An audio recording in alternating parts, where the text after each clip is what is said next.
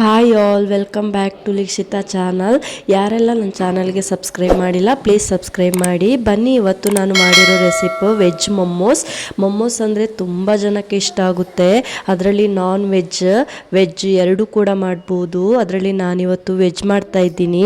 ತುಂಬ ಚೆನ್ನಾಗಿರುತ್ತೆ. ಈ ರೆಸಿಪಿನ ಮಾರ್ನಿಂಗ್ ಬ್ರೇಕ್ಫಾಸ್ಟಿಗೆ ಕೂಡ ಮಾಡ್ಕೋಬೋದು ಮತ್ತು ಈವ್ನಿಂಗ್ ಸ್ನ್ಯಾಕ್ಸಿಗೆ ಕೂಡ ಮಾಡ್ಕೋಬೋದು. ವೆಜ್ ಮೊಮ್ಮೋಸ್ ತುಂಬ ಚೆನ್ನಾಗಿರುತ್ತೆ. ನಾನು ಇಲ್ಲಿ 1 ಕಪ್ ಮೈದಾ ತೊಗೊಂಡಿದ್ದೀನಿ. ನೀವು ಗೋಧಿ ಹಿಟ್ಟು ಕೂಡ ಬೇಕಿದ್ರೆ ಬಳಸ್ಕೋಬೋದು.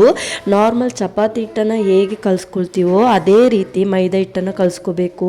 ಆದರೆ ಮೈದಾ ಹಿಟ್ಟನ್ನು ಸಾಫ್ಟಾಗಿ ಕಲಿಸ್ಕೋಬೇಕು. ಮೈದಾ ಇಷ್ಟಪಡಲ್ಲ ಅಂತೇಳಿದರೆ ಗೋಧಿ ಹಿಟ್ಟು ಕೂಡ ಯೂಸ್ ಮಾಡ್ಕೋಬೋದು.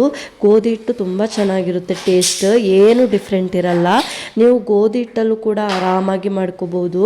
ಇದಕ್ಕೆ ಸ್ವಲ್ಪನೇ ನೀರು ಹಾಕಿ ಸಾಫ್ಟಾಗಿ ಹಿಟ್ಟು ಕಲಿಸ್ಕೊಳ್ತಿದ್ದೀನಿ.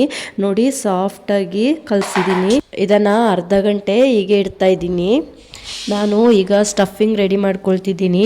ಇದಕ್ಕೆ ನಾನು ಒಂದು ಪಾತ್ರೆ ಇಟ್ಕೊಂಡು ಸ್ವಲ್ಪ ಎಣ್ಣೆ ಹಾಕಿ ಇದಕ್ಕೆ ನಾನು ಈರುಳ್ಳಿನ ಸಣ್ಣದಾಗಿ ಕಟ್ ಮಾಡಿ ಇಟ್ಕೊಂಡಿದ್ದೀನಿ.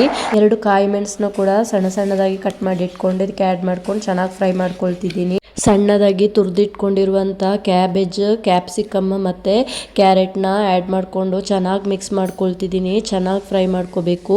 ಈಗ ನಾನು ಶುಂಠಿ ಬೆಳ್ಳುಳ್ಳಿ ಪೇಸ್ಟ್ ಆ್ಯಡ್ ಮಾಡ್ಕೊಳ್ತಿದ್ದೀನಿ. ಸ್ವಲ್ಪ ಪೆಪ್ಪರ್ ಪೌಡರ್ ಮತ್ತು ರುಚಿಗೆ ತಕ್ಕಷ್ಟು ಉಪ್ಪು ಹಾಕಿ ಚೆನ್ನಾಗಿ ಮಿಕ್ಸ್ ಮಾಡ್ಕೊಳ್ತಿದ್ದೀನಿ. ಈಗ ಚೆನ್ನಾಗಿ ಮಿಕ್ಸ್ ಆಗಿದೆ. ಈಗ ನಾನು ಲಾಸ್ಟಿಗೆ ಸೋಯಾ ಸಾಸ್ ಆ್ಯಡ್ ಮಾಡಿ ಮತ್ತೆ ಚೆನ್ನಾಗಿ ಮಿಕ್ಸ್ ಮಾಡ್ಕೊಳ್ತಿದ್ದೀನಿ.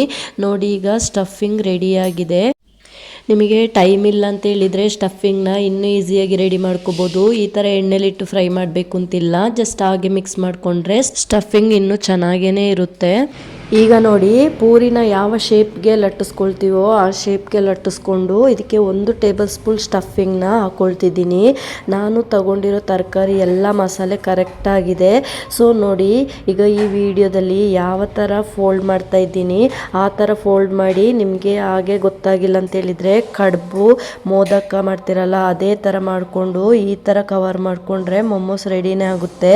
ಮೊಮ್ಮೋಸಲ್ಲಿ ತುಂಬ ಡಿಸೈನ್ ಮಾಡ್ಕೋಬೋದು. ಆದರೆ ಈ ಥರ ಮಾಡಿಕೊಂಡ್ರೆ ಸಿಂಪಲ್ಲಾಗಿ ಸರಿ ಹೋಗುತ್ತೆ. ಯಾವ ಥರನೋ ಮಾಡ್ಕೊಳ್ಳೋಕೆ ಹೋಗಿ ಹಾಳು ಮಾಡ್ಕೊಳ್ಳೋದು ಬೇಡ. ಅದಕ್ಕೆ ಮೋದಕ ಶೇಪಲ್ಲೇ ಮಾಡ್ಕೊಳ್ಳಿ. ನಿಮಗೆ ಈ ಥರ ಗೊತ್ತಾಗಿಲ್ಲ ಅಂತ ಹೇಳಿದರೆ ಕರ್ಜಿಕಾಯಿ ಶೇಪಲ್ಲೂ ಕೂಡ ಮಾಡ್ಕೋಬೋದು. ಸ್ಟಾರ್ಟಿಂಗ್ ಮೊಮ್ಮೋಸ್ ಮಾಡ್ಕೊಳ್ಳುವಾಗ ಸ್ವಲ್ಪ ಕಷ್ಟ ಆಗುತ್ತೆ. ಆದರೆ ಇದು ಏನೇನು ಕಷ್ಟ ಅಲ್ಲ, ತುಂಬಾ ಈಸಿ. ತಿನ್ನೋಕ್ಕೂ ಕೂಡ ಅಷ್ಟೇ ಚೆನ್ನಾಗಿರುತ್ತೆ. ನೋಡಿ, ಹಾಗೆ ನಾನು ಇನ್ನೊಂದು ಕೂಡ ಮಾಡಿ ತೋರಿಸ್ತಿದ್ದೀನಿ. ಇದನ್ನು ಪೂರಿ ಅದಕ್ಕೆ ಲಟ್ಟಿಸ್ಕೊಂಡು ಅದರಲ್ಲಿ 1 ಟೇಬಲ್ ಸ್ಪೂನ್ ಸ್ಟಫಿಂಗ್ನ ಆ್ಯಡ್ ಮಾಡಿಕೊಂಡು ನೋಡಿ ಇದೇ ಥರ ಇದು ಮಾಡ್ಕೋಬೇಕು. ನೋಡಿ, ನಾನು ಹೇಗೆ ವಿಡಿಯೋದಲ್ಲಿ ಮಾಡ್ತಿದ್ದೀನಿ ಅದೇ ಥರ ಮಾಡ್ಕೊಂಡ್ರೆ ಆಯಿತು. ನೋಡಿ, ಈಗ ನಾನು ಎಲ್ಲನೂ ರೆಡಿ ಮಾಡಿ ಇಟ್ಕೊಂಡಿದ್ದೀನಿ. ಎಷ್ಟು ಚೆನ್ನಾಗಿ ಕಾಣಿಸ್ತಿದೆ ಅಂತ ನೀವೇ ನೋಡಿ. ಯಾವುದು ಕೂಡ ಎಲ್ಲೂ ಓಪನ್ ಆಗಲಿಲ್ಲ, ಚೆನ್ನಾಗಿ ಬಂದಿದೆ. ಈಗ ನಾನು ಇದನ್ನು ಇಟ್ಕೊಂಡು ಸ್ಟೀಮಲ್ಲಿ ಬೇಯಕ್ಕೆ ಇಡ್ತಾ ಇದ್ದೀನಿ. 20 ಮಿನಿಟ್ಸ್ ಬೇಯಿಸ್ಕೊಂಡ್ರೆ ಸಾಕು. ಯಾಕಂತ ಹೇಳಿದರೆ ನಾವು ಸ್ಟಫಿಂಗ್ನ ಫಸ್ಟ್ ಆರಾಮಾಗಿ ಎಣ್ಣೆಲೆ ಬೇಯಿಸ್ಕೊಂಡಿದ್ದೀವಿ. ಹಾಗೆ ಸ್ಟೀಮಲ್ಲಿ ಒಂದು 20 ಮಿನಿಟ್ಸ್ ಆರಾಮಾಗಿ ಬೇಯಿಸ್ಕೊಂಡ್ರೆ ಆಯಿತು. ನೋಡಿ, 20 ಮಿನಿಟ್ಸ್ ಆಗಿದೆ. ಈಗ ನಾನು ಇದನ್ನು ಒಂದು ಪ್ಲೇಟಿಗೆ ಸರ್ವ್ ಮಾಡ್ಕೊಳ್ತಿದ್ದೀನಿ. ಮೊಮ್ಮೋಸ್ಗೆ ಅಂತಲೇ ಒಂದು ಸ್ಪೈಸಿ ಚಟ್ನಿ ಬರುತ್ತೆ.